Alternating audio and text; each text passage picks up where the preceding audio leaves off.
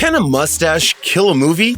You betcha. Just ask Henry Cavill and Joss Whedon. This is the story of Superman's brush with infamy and the fallout that followed. Kal-El, the last son of Krypton, famously gains his powers from exposure to Earth's sun. Aside from a slew of abilities that includes flight, super speed, and X-ray vision, one thing that puts the man in tights in a league of his own is his invulnerability. After all, he's not called the Man of Steel for nothing. Naturally, then, a standard razor should stand no chance of clipping Clark Kent's facial hair to the baby-faced cleanliness that has become standard for the fictional character.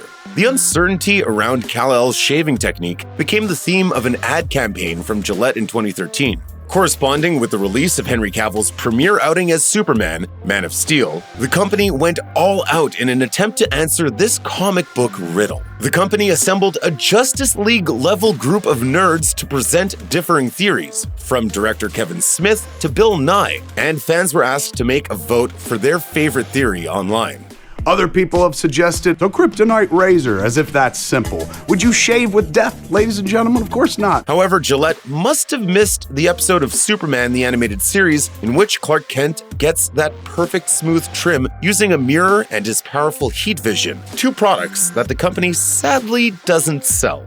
Since the first comic book appearance of Superman in 1938's Action Comics #1, the clean chin and upper lip have been a staple for the character's visage. Although he has disguised himself many times over the years, the clean-cut look is as much a part of Soup's costume as the S on his chest. Clark Kent does have the ability to grow facial hair, though. Superman #139 features an entire storyline around the effects of red kryptonite, weakening Kal-El's powerful vision, resulting in his hair and fingernails growing far more than is appropriate for Kent's day job at the Daily Planet. So it's not that Superman can't grow a sweet stache, but rather that audiences change their opinion regarding the true blue hero when he sports facial hair. Generally, Superman donning a beard insinuates that the bald-faced crime fighter has been absent for a period or aged considerably. As seen in Superman 3, something as insignificant as a 5 o'clock shadow can even make Superman look like an evil version of himself. Meanwhile, the clean cut helps to fortify Clark Kent as the responsible Boy Scout he traditionally represents. While Henry Cavill has been limited to filming less than a minute of screen time as Superman in the last 5 years, the actor's early days in the blue tights were highly productive.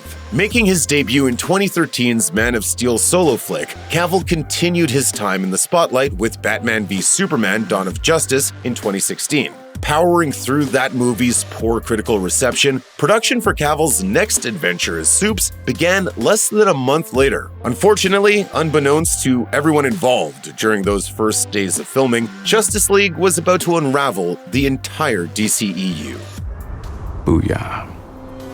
At the conclusion of Batman v Superman, Soups is defeated by the monstrous Doomsday, and the first half of Justice League is built around the rest of the team bringing him back to life. As such, the Man of Steel's screen time is limited compared to his superpowered colleagues. Notably though, even after being raised from the dead, Superman maintains his baby-face trim. Presumably, every scene that Cavill shot for Justice League during principal photography, which wrapped in October 2016, featured a clean-cut Clark Kent. The process of bringing Justice League to life was tumultuous, to say the least. Originally, Warner Brothers had struggled to get the movie going after first announcing a pre-DCEU version in 2007. As production finally loomed in 2016, Zack Snyder's original proposal of a two-part film was nixed by the studio. Even during filming, the backlash to the critically panned Batman v Superman resulted in substantial rewrites and changes in producers. Still, the most significant hit to the film occurred in post-production, when Zack Snyder left the project due to the sudden death of his daughter. After attempting to return to work, Snyder opted to completely step away from Justice League.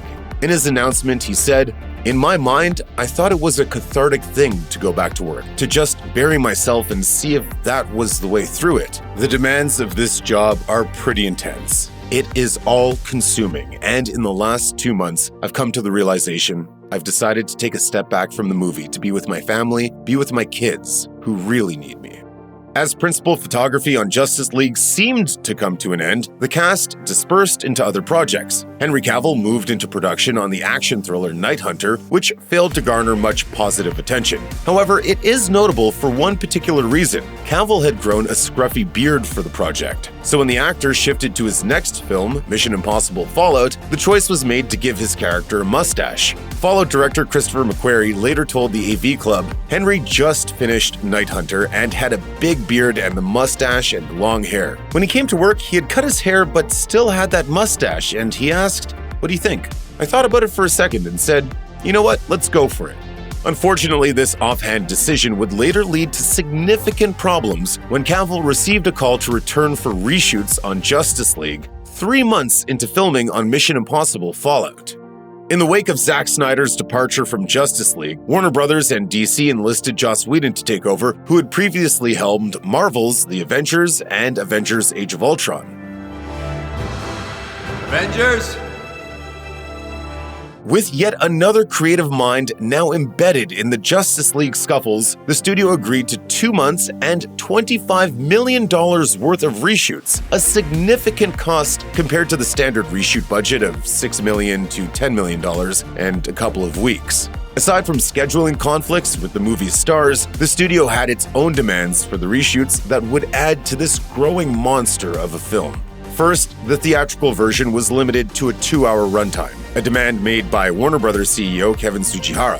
More challenging, the release date of the movie was kept in its tight November 2017 spot despite these multiple obstacles. Warner Brothers executives refused to consider any delays out of a fear of losing potential financial bonuses ahead of an upcoming merger with AT&T.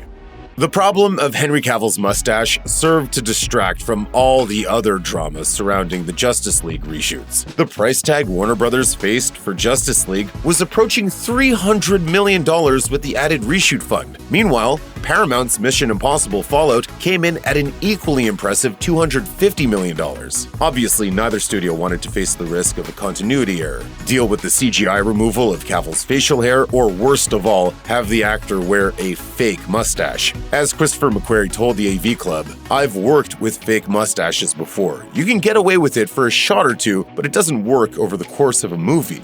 Surprisingly, though, the director was open to compromise. The Fallout crew tallied the number of shots in which Cavill featured and worked out how much those shots would cost to reshoot: $3 million. McQuarrie then suggested that he shut down production on the movie while Cavill grew his mustache back, while Warner Brothers simply would pay Paramount for the loss. Paramount, however, refused to let McQuarrie do this. Because he was under contract, Cavill was forced to keep his thick mustache during the Justice League reshoots. In an unpleasant twist of fate, Fallout ended up having to shut down production anyways after lead actor Tom Cruise broke his ankle on set. As the dust settled on the studio war, the task of disguising Cavill's mustache landed in the laps of visual effects artists, and it didn't turn out well. You won't let me live. You won't let me die. The first leaked images of the cropped mustache quickly took over the internet to heavy mockery. In the aftermath, an anonymous visual effects artist for DC opened up in a Reddit AMA that has since been archived. Notably, the unnamed VFX crewmate passed the blame for at least one particularly terrible shot. They said, "I'm not sure which other studio did that opening shot on the cell phone, but it's dreadful. It shouldn't have been approved internally, let alone gone all the way to make it into the film." Perhaps, inevitably, Henry Cavill's botched lip job became one of the hottest topics on social media. Cavill himself, however, enjoyed the process of becoming the internet's favorite joke. He told Yahoo.com, "I sure wasn't expecting that to happen. I love that it has. It's cool. I can show my grandkids one day." It didn't take long for Cavill to stoke the flames of the meme sensation either. The actor took to his own social media, sharing a picture of a strange-looking contraption from the set of Mission Impossible Fallout. The caption read, "Pictured above is in fact the latest in a series of weapons being designed by Warner Brothers and Paramount Studios to combat the entity known as Henry Cavill's mustache. It is not a question of if I should shave. It is a question of how can we possibly be victorious against such a beast without bringing our own doom raining down upon us." Sadly, Cavill later bade farewell to his furry friend in a heartfelt Instagram post that featured a long mustache montage backed by Sarah McLachlan's "I Will Remember You." I can tell you this, though. I will remember him. Always. The drama behind Justice League caught up with the film upon its release. The movie officially premiered in November 2017, pulling in $96 million from the domestic box office on opening weekend, short of the $110 million the studio had projected. The lowest opening of any DCEU project at that point, part of the failure was down to theatrical competition from Thor Ragnarok and Coco. It certainly didn't help, though, that the backstage confusion behind Justice League translated so obviously onto the big screen. Meanwhile, fans were anything but impressed that Superman was absent from the majority of Justice League's theatrical cut, an issue made worse by the movie's strange pacing. Worse still, Cavill's uncanny CG face had apparently gone unfixed for the cinematic debut, leading to even more insults regarding sloppy VFX. Fans weren't sure what to expect from Justice League after the disappointment of Batman v Superman and the surprise success of Wonder Woman. Sadly, with this movie, all of the DCEU's myriad of problems seem to come together at once. In an unprecedented maneuver from Warner Brothers, the studio gave Zack Snyder another chance to finish his vision of Justice League, folding to a massive social media campaign calling on DC to release the Snyder Cut. Warner Media subsidiary HBO Max handed the director $70 million to rebuild the film, utilizing the photography that he had already completed. With a unique post-production process taking place during the COVID-19 pandemic, the restructured 4-hour Zack Snyder's Justice League was released exclusively on the streaming platform in 2021. Snyder pulled no punches discussing the theatrical release of the film, which he claims he's never watched. At a Comic-Con event, he said, "I would destroy the movie. I would set it on fire before I would use a single frame that I did not photograph." And as for the infamous Superman stache, it's sad to think that that would have been the last view that people had of Superman, was just that